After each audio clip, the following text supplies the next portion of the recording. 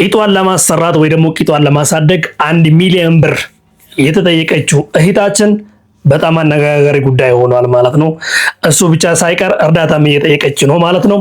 ሌላው ጉዳይ እንዳደነግጡ እንደዚህ ስላችሁ የሪል ነገር ነውና ሌላው በጣም አነጋጋሪ ጉዳይና አሁን ሰዎች በጣም እያስቆጣ ያለው ነገር ወደ ደቡብ ኢትዮጵያ ለህፃናትና ለእናቶች የተመደበው ባጀት ላይ ባለስልጣን 2 አይፎን ፕሮ ማክስ 17 ፕሮ ማክስ በ700 ምናምን ሺህ ብር ተገዛላቸው። ያውም ደግሞ መግለጫ ነው ያወጡት። በጣም አነጋጋሪ ጉዳይ ሆኗል። ሌላው ጉዳይ በጣም ልብ የሚነካ ነገር ኢትዮጵያ እንደ ዓለም በርካሽ ዋጋ ወይ ደግሞ በትንሽ ብር ደስተኛ ሆኖ የምንኖርበት ሀገር ናት ተባለ።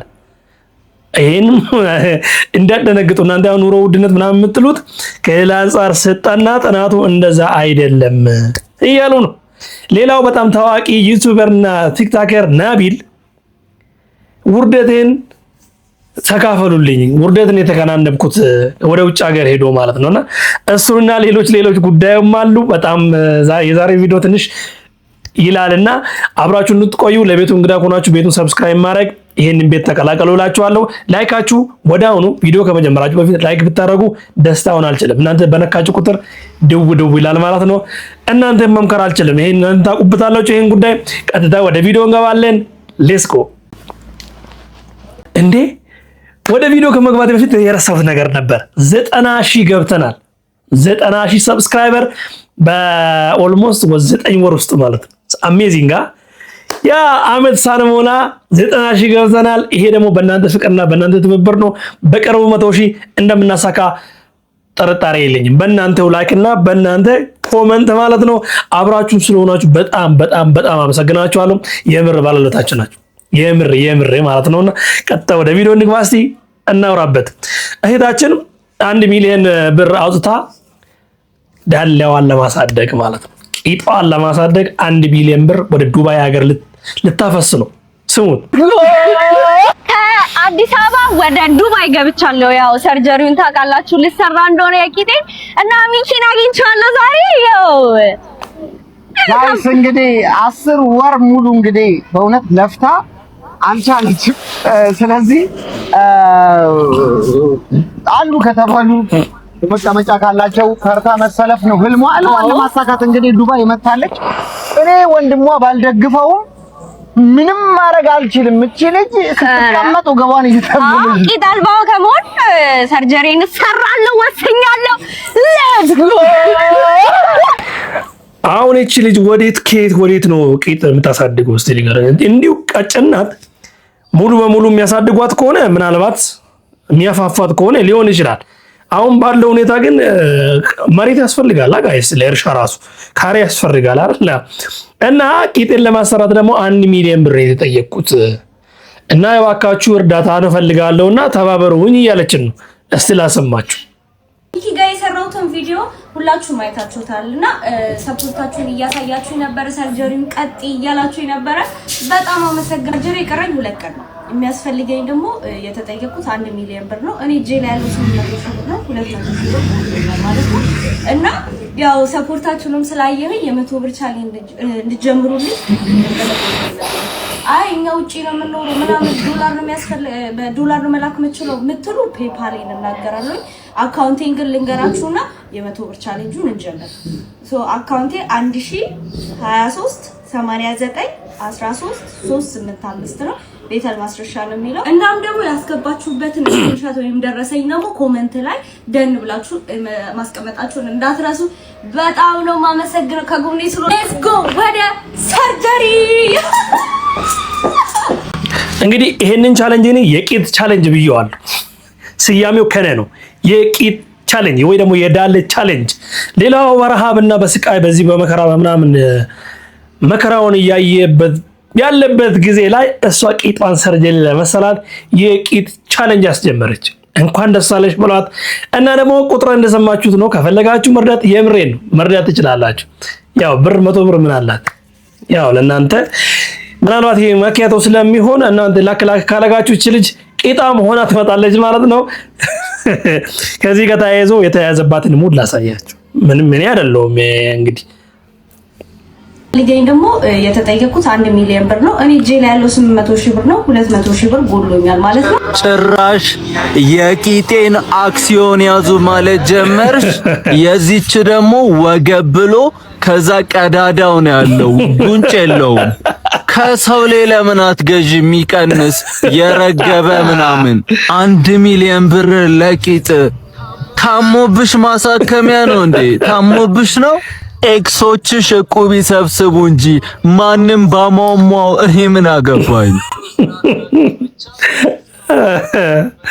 እኔ የለሁበትም። እንግዲህ እሱ ነው ያለው። እኔ ቢሆን በቂጥ ቻሌንጅ ብቻ ነው ያለፍኩትና እናንተ ምን ትላላችሁ? እስቲ ኮሜንት ላይ የተሰማችሁን ስሜት ጻፉልኝ። እስቲ እኔ እኮ በጣም ለእናንተ የማላመጣው ጉድ የለም አይደል? መቼም አዲስ ነገርና ትኩስ ሲኖር ነው እዚህ ጋር ከችም ብለውና እስቲ ኮሜንት ላይ እስቲ ጻፍ አድርጓት።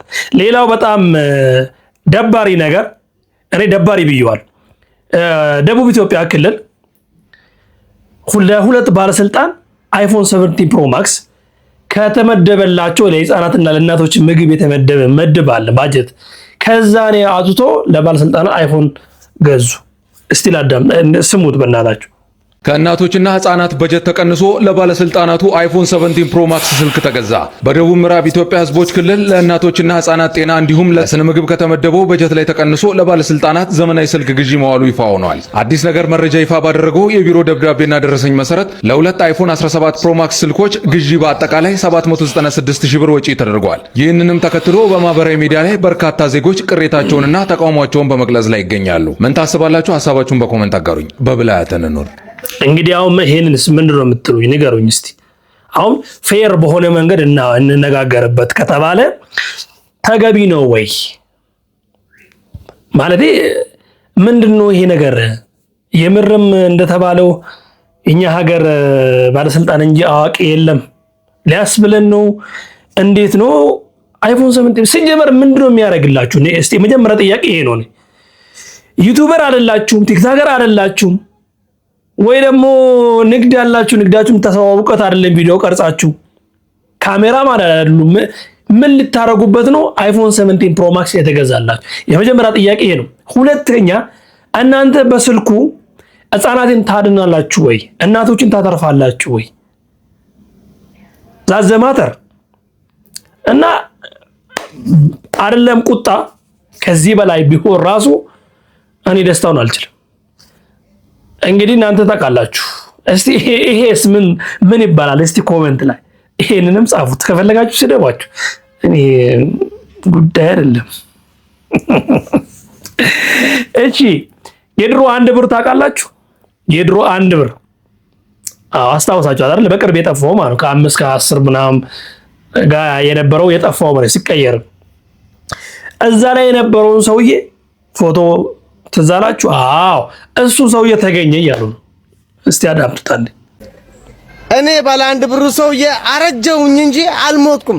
አብዛኛዎቹ ተደናግራችሁ እሱ እድሜው እንደዚህ ነው አረጀውኝ እንጂ አልሞትኩም። ይኸው በህይወት አለው። እኔ እያያችሁኝ በትክክሉ ግን እርጅና ስለመጣ ያዛን የተነሳው ልጅ ባለው ጊዜ ነው። አሁን ደግሞ ትንሽ ያው ጾም ያረጃል። አንዴ ሊጥም ራሱ ይቆመጥጣል። እርጅና ያዞኝ ነው እንጂ ያው አልሞትኩም አለውኝ እኔ።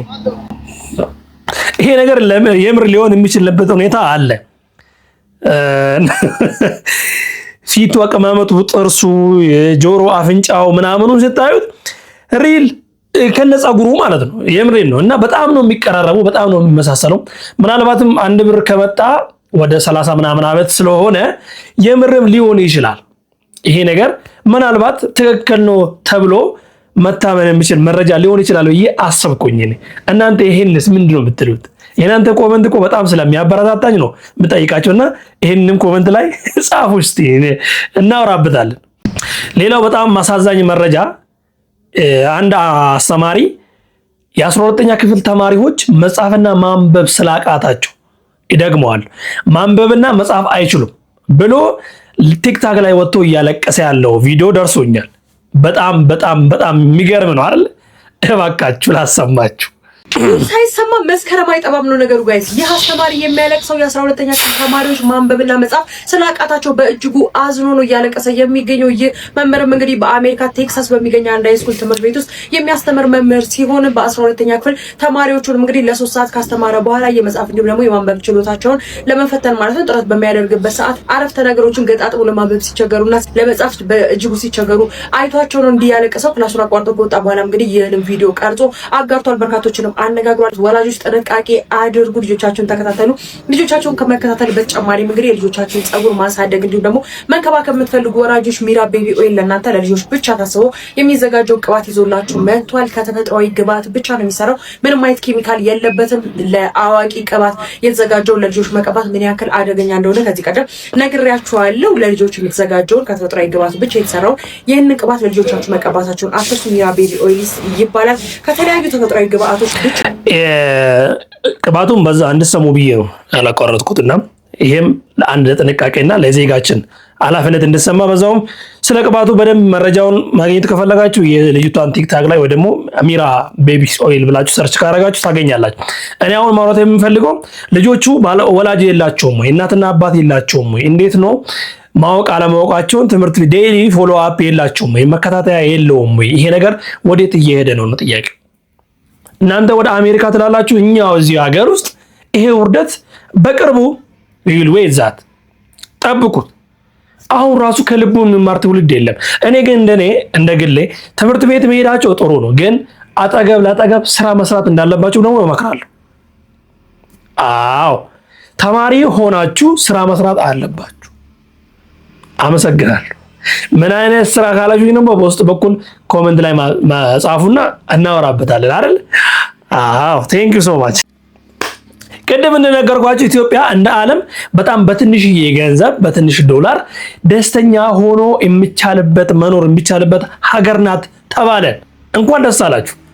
ግን መረጃውን ስሙት።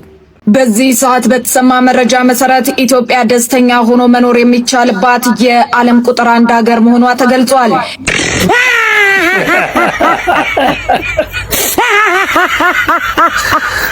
አለመሳቅ አይቻልም። የምር ነው። ግን እውነቱን ልንገራችሁ ጥናት ተሰራና ጥናት ተካሄደ እና ኢትዮጵያ ውስጥ በአመት $10,000 ያላነሰ ገቢ ካገኙ አንድ ሰው ካገኘ ደስተኛ ሆኖ መኖር ይችላል። ወይ ደግሞ በእኛ ገንዘብ ወደ 1.5 ሚሊዮን ማለት ነው በአመት ከሰራ ደስተኛ ሆኖ መኖር ይችላል። እንደ ዓለም የተሰራ ነው። እናንተ በአመት ገቢያችሁ ስንት ነው? እስቲ በወር ይሄን አይል በአመት ደግሞ ለ12 ወር አባዙና ወይ ደግሞ በሳምንት ይሄን አገኛለሁ በላችሁ ካልኩሌት አድርጉና በአመት ስንት ነው ገቢያችሁ? ኮሜንት ላይ ጻፉ። አላልኩም እኔ ከጻፋችሁም ችግር የለው። ስንት ነው ገቢያችሁ? የምሬን ነው። እና በጣም ገርሞኛልና ለካ 1.5 ፌክ ሜክ የሚያደርግ ሰው የመጨረሻ ደስተኛ መሆን የሚቻልበት ሀገር ላይ ነው ያለው ማለት ነው። ሌላ ሀገር ከሄደ ይጨልላል ማለት ነው። አይገርምም? እኛው ነን እንግዲህ እነዚህ ነው የምር ይሄ ገንዘብ ሜክ እናደርጋለን ወይ ነው ጥያቄ። ቢዶን ነው ዛት ምንም ማድረግ አንችልም። ሌላው በጣም ጥብቅ መረጃ ነው ያልሰማችሁ በደንብ ሰሙኝ። በተለይ ለሆቴል ባለቤቶች ሆቴል የሚሰሩ እህትና ወንድሞች ይሄን መረጃ በደንብ ሰው ለሴቶች ያለባበስ ህግ ወጥቷል። እስከ 50 ሺህ ብር ያስቀጣልም ተብላችኋል። ከጉልበት በላይ የሆኑ አጫጭር ቀሚሶችን መልበስ፣ የደረት ክፍልን ክፍት የሚያደርጉ አልባሳትን መጠቀም እንዲሁም ከጋብቻ ቀለበት ውጭ በሰውነት ክፍሎች ላይ የሚደረጉ ማናቸውም ጌጣጌጦችን ማድረግ በጥብቅ ተከልክሏል። ይህንን ህግ በማያከብሩ ተቋማት ላይ እስከ 50 ሺህ ብር የሚደርስ የገንዘብ ቅጣትና አስተዳደራዊ እርምጃዎች እንደሚወሰዱም ተገልጿል። በአዲስ አበባ ከተማ በሚገኙ የተለያዩ ሆቴሎች፣ ባሮች፣ ሬስቶራንቶች ውስጥ የሚያገለግሉ ሴት የመስተንግዶ ሰራተኞች አለባበስና ጌጣጌጥ አጠቃቀም የሚደነግገው አዲስ ደንብ በሙሉ አቅሙ ወደ ትግበራ ገብቷል። የአዲስ አበባ ሆቴልና ቱሪዝም ባለሙያዎች ማህበር እንዳስታወቀው ከቱሪዝም ኮሚሽንና ከሚኒስቴሩ ጋር በመቀናጀት አሰራሩን ለማስተካከል ጥረት ሲያደርግ መቆየቱንና ወደ ትግበራ መግባቱን ገልጿል። ሐሳብ አስተያየታችሁን በኮሜንት አጋሩኝ። ፎሎ ማድረግ ቤተሰብ ሁኑ። እንደሰማችሁት ነው ለሆቴል ባለቤቶችና ሆቴል ለምትሰሩ እህቶቻችን ነው ይሄ መረጃ። ህግ ጸደቀ ማለት አዋጅ ነው። አዋጁ ጸድቋል። በቃ ምንም የሚቀያየር ነገር አይደለም። ከዚህ በኋላና ጥንቃቄ አልኩ። ባካችሁ ለእንጀራ ለስራ ብላችሁ ከወጣችሁ አገሪቱ ባወጣችሁ ህግ ላይ ተመስረታችሁ ነው ስራ የምትሰሩትና ይሄ እንደ ወንድም አንድ ምክር ለእናንተ ለመለገስ ስል ነው ያመጣሁት። ከዚህ ጋር ተያይዞ ሌላ አዋጅ ጸድቋል ለቤት አከራይና ተከራዮች። ይሄንም በጣም ጥብቅ መረጃ ስለሆነ ነው ያመጣሁላችሁ። ይሄን የምትመለከቱ እንደምታመሰግኑኝ አልጠራጠርም።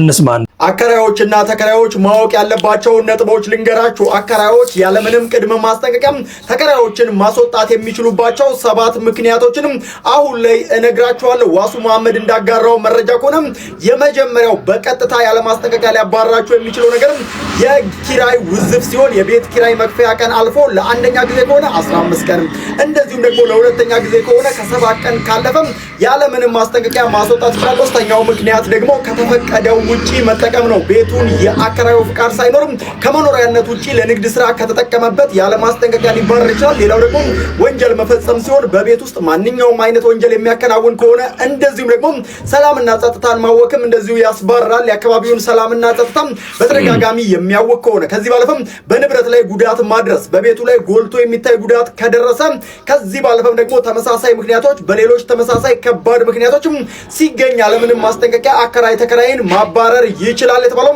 ስለዚህ ይህን ለጥንቃቄ ይጠቅማችኋል፣ ተጠቀሙበት። ሙሉ መረጃውን ከአዲስ አበባ ቤቶች ምናምን ጉዳይ ታገኛላችሁ። እንደሰማችሁት ነው እንግዲህ ያለምንም ቅድመ ማስጠንቀቂያ አንድ ተከራይ ቤቱን ለቆ መውጣት የሚችልበት ያለምንም ነገር ማለት ነው። ይሄ ደግሞ ሙሉ ዝርዝሩን ድርጊቱን ከፈለጋችሁ በቀበሌ ወይ ደግሞ በክፍለ ከተማ ደረጃ ነው የሚያልቁ ጉዳዩ። ፍርድ ቤት ክስ ምናምን አያስፈልግም። ገብታችኋል አይደል? ስለዚህ ጥንቃቄ እንድታረጉ በዛው መልእክቴን አደርሰላችኋለሁ ማለት ነው። በቃ ምንም ማድረግ አንችልም እና በደንብ መስማት ነው ያለባችሁ። ሌላው ግን በጣም የገረመኝና ያስደነገጠኝ ቪዲዮ አለ እና እሱ ላሳያችሁና ከዛ ምን እንደምትሉ ደግሞ ኮሜንት ላይ ጽፋላችሁ።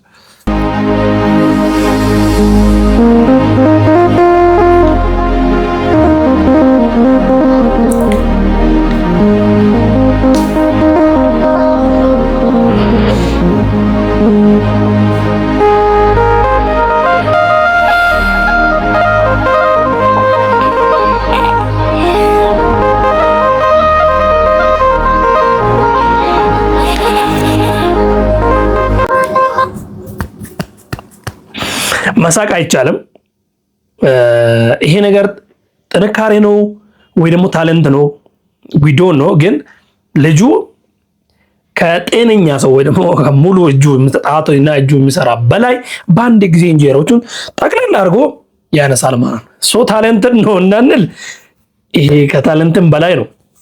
ጥንካሬ ነው እንዳንል ደግሞ እጅ የለውም እና ጥንካሬ ብቻ አይደለም። ግን እንግዲህ እናንተ ምን ትላላችሁ? እኔ በጣም ስለገረመኝ ነው ቪዲዮን ለእናንተ እንድታዩ የፈለኩት። ሌላው ግን በጣም ደባሪ ነገር አሁን ማሳያችሁ ቪዲዮ ይቅርታ እንድታደርጉልኝ እፈልጋለሁ አስቀድሜና፣ ግን ማየትና መስማት ስላለባችሁ ብቻ ነው። በደንብ ስሙት። እስከዛ ምንም አላወራ። ምንድነው ሲሳረግ የነበረው? ለምንድን ነው በኪስ የምትጨምረው? ለመብላት ነው። ፈላ ስለማላጅ ዝናብ ከሆነ አፈር እንዴት ይበላል? ስለማመኑ ወስደናልኩ ወስደና ሞና አፈር የምትበላው ቅድም በዚህ በእንትን አልነበርክም፣ በጋሪው በጎማው አልነበርክም፣ በዱላ ብቻ ቆመ ነበር እዚህ ጋር አፈሩን ስትነቅልና በኪስ ስትከተ የነበረው። አይ ቆይ እንዴት ሄደ ነው እዛ ጋር ሄደ ዱላውን አስቀምጣ ይሄንን አድርገ የመጣ አንደኛ ከዚህ አፈር ቆፍረ በኪስ እየከተትኩ ነው። ምን እያረኩ ነው? ስለማመኑ አልኩት ይያለው። አይ አሞ እንዴት ነው አፈር የምትበላውና በኪስ የምትጨምረው? ምን እየቀበርክ ነው? ምንም አልቀበርም። ያው ከየት ነው የመጣው? እኔ ከገርጂ ነው። አይ የት ነው የተወለድከው? የት ነው የተወለድከው? እኔ ወደድኩት ነው ወዶ ነው ጎጃም ነው ወሎ? ጎንደር ነው የተወለድከው? እና እንዴት ነው አሁን እንደዚህ አይነት ድርጊት የምታደርገው? አንተ ምን እየቀበርክ ነው? አሁን አንተ ትውልድንም በረከት እየበላ ትውልድ እንዳይሳካለት እያረክ ነው አይደል? ከተማው ላይ እየደገምኩ እያሟረጥክ ነው አይደል? አይሳካልኝ አልኩ እንዴ አይሳካልኝ አልኩ። አይ ቆይ አይ እኔ ጋር ትምጣ። ቆይ ድርጊትን እዛው እንትን በል። ለምንድን ነው አፈሩ የምትቆፍረው ነው? ቆፍረ አንደኛ ለምን በኪስ ትከታለህ? ምንድነው የቀበርከው? እዛ ጋር የቀበርከው ምንድነው? እየበላሁት ነው አልኩ። እየበላሁት ነው አልኩ። አሁን እኮ እውነታውን ታወጣለህ ብትታሰር። አንደኛ ጤነኛ ነህ አንተ። እዚህ ጋር ቅድም በዱላ ቆመ ስትሄድ ነበረ። ይሄንን የት አስቀምጠህ ነው በእግርህ ስትንቀሳቀስ የነበረው? እዚህ የምታድረው? እሺ ቆይ አሁን ምንድን ነው የቀበርከው? እዚህ ጋር የቀበርከው ነገር የለም? እስኪ እንደ ቅድሙ አውጣው አፈሩን እየቆፈርክ በኪስህ ከተው። ቅድም ልክ እንደምታደርገው ስታርግ እንደነበረው። እሺ እዛ ጋር የቀበርከው ነገር የለም? ምንም የለም? እርግጠኛ ነህ? ቆይ እንዴት መጣ እዚህ አዲስ አበባ? ማን ያመጣ? አይ ቆይ እንዴት ማን ያመጣ? እንዴት መጣ? ምን ለማድረግ?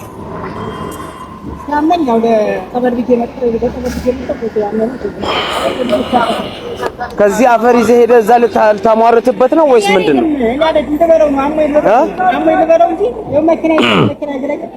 ተው መሀላ ምንም አያደርገውም። አሁን ምንድን ነው? አይ አሁን ምን አይነት የድግምት መንፈስ ነው አንተ ይዘህ መጣው? አሁን የደብተራ መንፈስ አለብህ አይደል? ትምህርት አልተማርክም? ቅድም ምንድን ነው ያልከኝ? አይ እዛው ጋር እዛ ቅድም አፈር ስትቀብር የነበረበት የሆነ ቆፈረ ምናምን ይሄ ሁሉ እንደ ሽለምጥማጥና እንደ እንትን ቆፍረ አንተ ጉድጓድ አድርገው ምንድነው እንዲያረከው ድርጊት? አሁን ይሄ ሁሉ ቆፍረ እንደዚህ ሰው እኮ እንደዚህ ቆፍሮ ችግኝ ነው የሚተክለው አይደል? ድመት ነው የቆፈረው። ድመቶን ካሁን ደግሞ ከድመት ጋር ነው እዚህ ጋር ለምታድረው አንተ።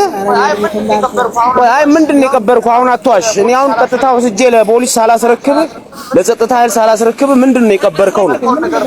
ቀበርከውን ነገር በኪስ እሺ፣ አሁን በኪስ ከተትከው ሳፈር እስቲ ለመብላት ነው እያየኛል እንግዲህ።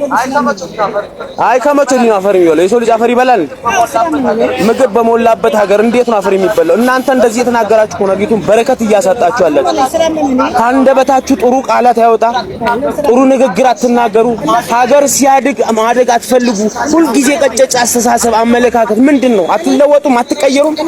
ጄኔሬሽኑ እኮ መቀየር መለወጥ ይፈልጋል። ይሄ ጄኔሬሽን እንዳይሳካለት፣ ወጣቱ ትውልድ እንዳይሳካለት፣ እንዳያድግ የትውልድን በረከት እየበላችሁ ያላችሁት እኮ እንዲሁ እየቀበራችሁ ለምን የምትቀብሩት? እሺ አሁን ምንድን ነው እዚህ ጋር እየቀበርክ ያለው? ምንም የቀበርክ የለም? እርግጠኛ ነህ? ቆይ አይ እዛ ፖሊስ ጋር ሄደህ የተገረፍኩ እኮ ነው ታውን ታወጣለህ። ቆይ ችግር አሁን እኔ ቪዲዮ ፖስት አደርገዋለሁ መላው ኢትዮጵያ ሕዝብ እንዲያውቀው ነው። እሺ ያንተን ድርጊትና ያንተን ስራ አሁን ቅድም በዱላ ቆመ ስትሄድ ነበር። አሁን ደግሞ በእንትን መሄድ ጀመርክ አይደል? የኢትዮጵያ ሕዝብ እንግዲህ እዩት፣ እንደነዚህ አይነት ሰዎች ናቸው አዲስ አበባ መጥተው የትውልድን በረከት ትውልድን እያቀጨጩ ያሉት። የድግምት መንፈስ፣ የደብተራ መንፈስ። እንግዲህ መረጃውን እንድትሰሙ የፈለኩት በሁለት ጎራ ሆናችሁ ሳይሆን እንደ አንድ ሰው ብቻ ሆናችሁ እንድታሰቡና ይሄ ነገር ምንድነው ምን ብላችሁ ነው የምታስቡት? ይሄ ነገር የምር ልጁ እንደሚያወራው ነው ወይ ደግሞ ሰውየው የምር እንደዛ እንዲያደርግ ነው ወይስ ሰው ሮቦት የምር ማፈር ይበላል? ጭንቅላታን ውስጥ ብዙ ጥያቄ እንጠይቅ ያደርገናል አይደለ ይሄ ነገር። ስለዚህ ምንድነው ይሄ ነገር? የምታውቁት ነገር ካለ እስቲ ኮሜንት ላይ። የምር በጣም ደብሮኛልም አላቅም። ብቻ ለእናንተ እንድታዩና እንድትሰሙ ብቻ ነው ያመጣሁላችሁና ሌላው ነቢል ወንድማችን ጉድ ሆኖ ተዋረደ። ውርደት፣ የመጨረሻ ውርደት ማለት ይሄ ነው። ግን በራሱ ስላወራ ነው ውርደት የማይመስለው እንጂ ከባድ ውርደት ነውና ላሰማችሁ። እንደዚህ አይነት ቅሌት ይሰውራችሁ። የምሬን እኮ ነው። የዛሬ ሳምንት ነው እኔ ቅሌትን የተከናነብኩት፣ ግን ይኸው አሁንም ድረስ እንቅልፍ እያስታወስኩት እስቃለሁ። ብቻ ምን ይሆናል? የሆነ ሬስቶራንት እኔና ጓደኛዬ እንገባለን። የአረቦች ሬስቶራንት ነው። ልክ እንደገባን አስተናጋጁን ማናጀር በቃ ልክ እንዳየን ቀወጠው። ደስ ብሎት በአረብኛ ያወራል። ምን ይላል? ሙሉ ሬስቶራንት ዘሮ እኛን ነው የሚሆነው። በቃ በጣም ደስ አለውና ከዛ ደግሞ እኔ ነጥሎ እቅፍ ጥምጥም አለብኝ። እኔም ደግሞ በቃ ሳይው እንትኑ አስተናጋጆቹ ይስቃሉ፣ ሪሴፕሽኒስቷ ትስቃለች፣ ይሄ ጁስ ፈጪው ይስቃል። በቃ እንዳለ ረዛ ያሉት በጠቅላላ ይስቃሉ። ከዛ እኔም ደስ ብሎኝ በቃ የሆነ ጋልኩኝ ነው ወስጄ ጥም ልለቀው ነው እንደ እቅፍ ምንድነው የተፈጠረው ያላወቅኩም። ከዛ ለጓደኞቹ ለአስተናጋጆች ፊቴን እንደዚህ እያደረገ ምናምን ያሳያቸዋል። ስልኩን አውጥቶ የሆነ ነገር ያሳያቸውና ወደ ምናምን ላይ ይላሉ። ሬስቶራንት በሙሉ ይስቃሉ። እንዴት ነው ነገር ምናምን ብዬ ጓደኛዬ ምን ይለኛል? አይ ምናልባት ኢንተርናሽናል ወጥተህ ሊሆን ይችላል። እኔ እንኳን ኢንተርናሽናል አይደለም ኢትዮጵያ ውስጥም አዲስ አበባ የሆነች ወረዳ ትንሽ ሰዎች ቢያቆይ ነው የራሴ ያውቃሉ። ይሄን ያህል ግን ትንሽ ውስጤ እንትን አለ፣ ተስፋ አደረገ። እውነትም እዚህ ቻይና ሆኜ ቪዲዮዎች ፖስት ሳደርግ እየደረሰ የሆነ እንዴ ከዛች ከወረዳ ዝና ዘልየው ባንዴ የዓለምን ዝና ቆናጠጥ ነው እንዴ ምናምን የሆነ የመሽኮርመም ነገር የሆነ እንትን አለኝ ብቻ። ከዛ እጃችን ልንታጠብ ወደ እጅ መታጠቢያ በዞር ስንል አረ በቃ ነው ፔጅን ቪዲዮን ማሳያችኋለሁ ምን አይለኛል ጓደኛዬ። እኔ ደግሞ መሽኮርመም አይቶ ወረፋ ምን ሆነ ነው እንደዚህ አያስፈልግም እኮ መጣን ቁጭ አለን ምግባችን እስከምናዝ ድረስ ደስ ብሎት አሁንም ያወራል ጓደኛዬ። ስልኩን አውጥቶ ፔጅን ማሳየት ሶሻል ሚዲያ ላይ እንቀሳቀሳል ቪዲዮ ይሰራል ምናምን ይሏል። ያ ብዙም እንግሊዝኛ አይችልም አየውና የሆነ ግራ መጋባት አለ ምንድነው ምናምን ብሎሽ ብቻ መለሰለት። ትዕዛዛችን ከተቀበለ በኋላ የኔን ፎቶ አውጥቶ እንዲህ በስልኩ አሳየን። እኔ ሳየው ከሆነ ፊልም ላይ ወሰደው ሲልም መሰለኝ የሆነ ሬስቶራንት ላይ ቁጭ ብዬ የሆነ ሰው ጀርባውን ሰጥቶኛል ቁጭ ብዬ እያወራሁ ነው። ከዛ ዙም አድርጌ ያዋለው እዛው ሬስቶራንት ነው። ምንድነው ስለው የዛሬ 3 ቀን መታችሁ ነበር ወይ? አዎ መተን ነበር። ሰዓት ከፍሉ ወጣችኋል እንደሳባለ አለ ለካለ ጓደኞቹ የነበረው ፊት ምናምን ሲጠቁም የነበረው ሴኩሪቲ ካሜራ ላይ ስክሪንሾት አድርገው ከተማ ለከተማ ሲፈልጉ ነበር ማለት ነው። አገኘሁት የሌባን ፎቶ የነበረው ሌባው ተገኘ። እኛ ሳንፈልገው ወጥመዳችን ውስጥ ራሱ መጣ ነገር ነው መሰለኝ። እንደዚህ ሙሉ ሰዓት አንገቴን ደፍቼ ነው የነበረው። አንገቴን ደፍቼ ለካ በሰዓቱ ረስተው ነው ሳንከፍል ወጥተን ደስ ብሎት ነው ከፍለን ወጣን እላችኋለሁ። አይ በዚህ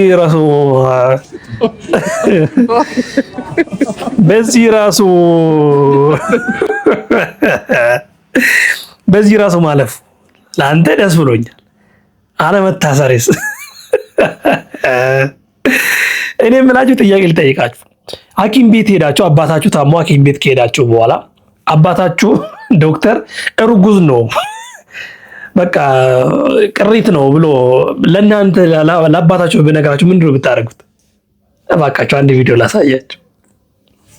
ከስንት ቀን በፊት ፋዘር ቼክአፕ ለማድረግ ሐኪም ቤት ሄዶ ነበር፣ ግን ምንም የለውም። ግን እናስጨንቀው ባባ ሐኪም ቤት ደውለው ነበር። ላንስ አላቸው አንሳለች። አሎ አብሮ ይስጥልን።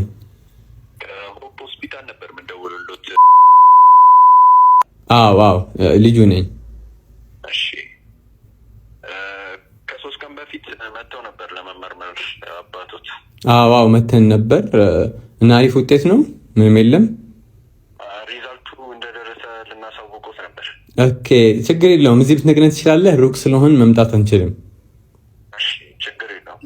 እንግዲህ እዚህ ጋር ሪዛልቱ እንደሚያሳየው ከሆነ እንኳን ደስ አሉት። እርጉዝ ኖት።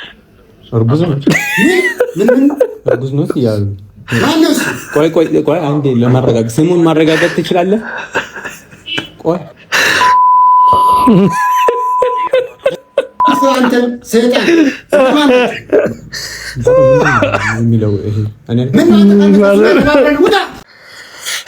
ውጣ ከዚህ ልጃቸውን ከቤት ሊያባሩ ነው።